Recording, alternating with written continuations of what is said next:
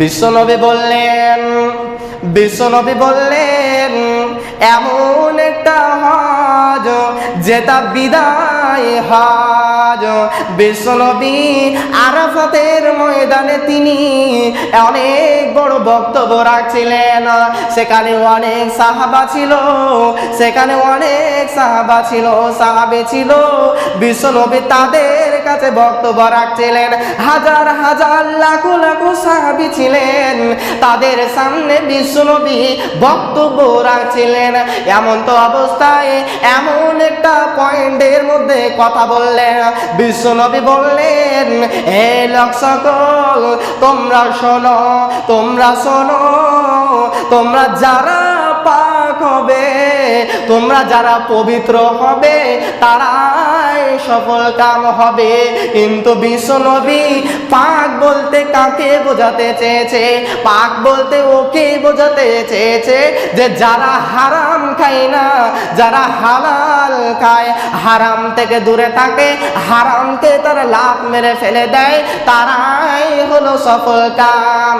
এই কথা যখন বিশ্বনবী তাদেরকে বলছিলেন, ওরকম সময় হযরতে আব্বাস, বিশ্বনবীর চাচা আব্বাসকে বলছে, বিশ্বনবীর চাচা তার নবীকে বলছে, ভাতিজাকে বলছে, ইয়া রাসূলুল্লাহ, হে নবী, হে আমার ভাতিজা, তুমি শোনো, আমি এতদিন বেঈমানির জগতে আমি ডুবেছিলাম, আমি হারামের আমি পুকুরে ডুবেছিলাম, আমি অনেক হারাম খেয়েছি, তুমি মাফ করে দাও। বিশ্বনবী বললেন, আমি আবার কি মাফ করব?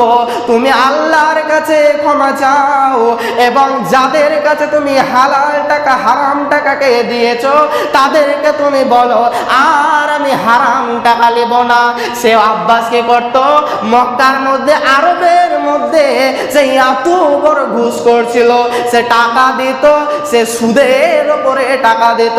ওই আব্বাস বিশ্ব নবীকে যখন বললেন যে নবী তুমি এলান করে দাও যে যারা আমার কাছে সুদের উপরে টাকা নিয়েছে তাদেরকে আর টাকা লাগবে না, বিশ্ব নবী মক্কাতে, আরবে, মদিনার মধ্যে ঘোষণা করে বলে দিল, এ মদিনার লোক, এ মক্কার লোক, তোমরা শোনো, আমার চাচার কাছে যারা সুদের উপরে টাকা ধার নিয়েছো তাদেরকে আর টাকা লাগবে না, আমি সুদটাও মাফ করে দিলাম।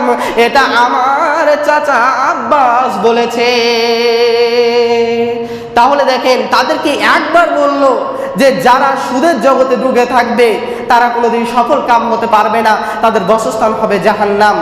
এই কথা যখন বললেন তখন আব্বাস ঈমান নিয়ে চলে এলো, কালেমা পড়ে নিল। তাহলে আব্বাসদের দিলটা কেমন ছিল আর আজকে আমাদের দিলটা কেমন? আজকে আমরা বুঝেও আজকে আমরা বুঝি না।